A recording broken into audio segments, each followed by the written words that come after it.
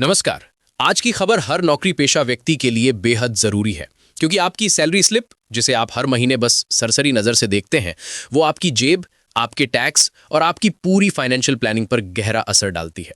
और आज हम वही राज खोलने वाले हैं, आपकी सैलरी स्लिप में छिपी 5 बड़ी बातें, जिन्हें जान लिया तो आप हर साल हजारों रुपए बचा सकते हैं। देखिए, हर महीने आपकी सैलरी स्लिप आती है। उस स्लिप में नंबरों की एक लंबी लिस्ट होती है, बेसिक पे, HRA, LTA, allowance, PF, TDS. लेकिन क्या आप जानते हैं, ये स्लिप आपको आधी कहानी ही बताती है। इसमें कुछ ऐसी महत्वपूर्ण बातें छिपी होती हैं जिनका सीधा असर पड़ता है आपकी टैक्सेबल इनकम और आपकी सेविंग्स पर। और आज हम उन 5 बड़ी बातों पर एक एक करके नजर डालते हैं। पहली बात, हर अलाउंस टैक्स फ्री नहीं होता।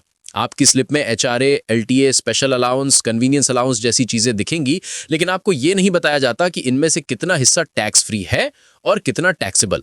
मिसाल के तौर पर, एचआरए की छूट तभी मिलती है जब आप किराया देते हो और नियम पूरे करते हो। एलटीए सिर्फ भारत के भीतर यात्रा पर ही लागू होता है, और वो भी 4 साल में सिर्फ 2 बार। मतलब स्लिप पर अलाउंस दिखने भर से टैक्स बचत नहीं होती, उसके लिए दस्तावेज और नियम पूरे होने चाहिए। दूसरी बात, टेक होम सैलरी और टैक्सेबल इनकम एक नहीं होती। बहुत से लोग सोचते हैं कि हाथ में जो पैसा आता है वही उनकी टैक्सेबल इनकम है, लेकिन हकीकत अलग है।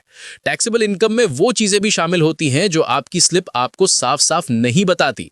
जैसे एम्प्लॉयर का पीएफ योगदान जो एक लिमिट से ज्यादा हुआ तो टैक्स लग सकता है, परक्विजिट जैसे company car, rent free housing या फ्री मील्स, और कई बार बोनस जो दे है पर मिला नहीं।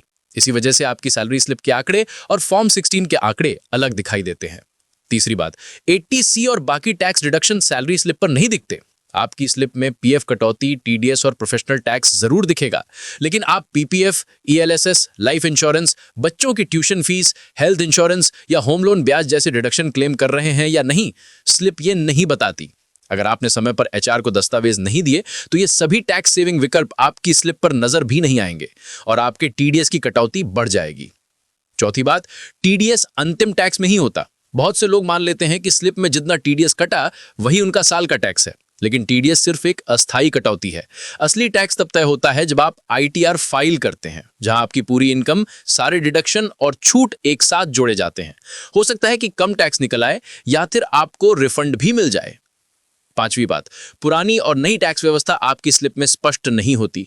आपकी सैलरी स्लिप यह नहीं बताती कि आप किस टैक्स व्यवस्था पर चल रहे हैं, पुरानी या नई, और यही फैसला हर महीने आपके टेक होम और साल भर की टैक्स लायबिलिटी पर बड़ा असर डालता है।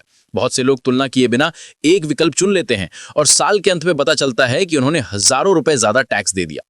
तो ये थी आपकी सैलरी स्लिप की वे 5 छिपी बातें जो आपके टैक्स और आपकी जेब दोनों को बदल सकती हैं। अगर इन्हें समझ लिया तो सिर्फ सैलरी नहीं, आपकी पूरी फाइनेंशियल प्लानिंग एक नए स्तर पर पहुंच सकती है।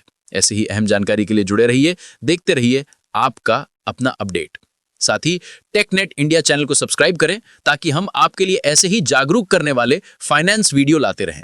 धन्यवाद, मिलते हैं अगले वीडियो में।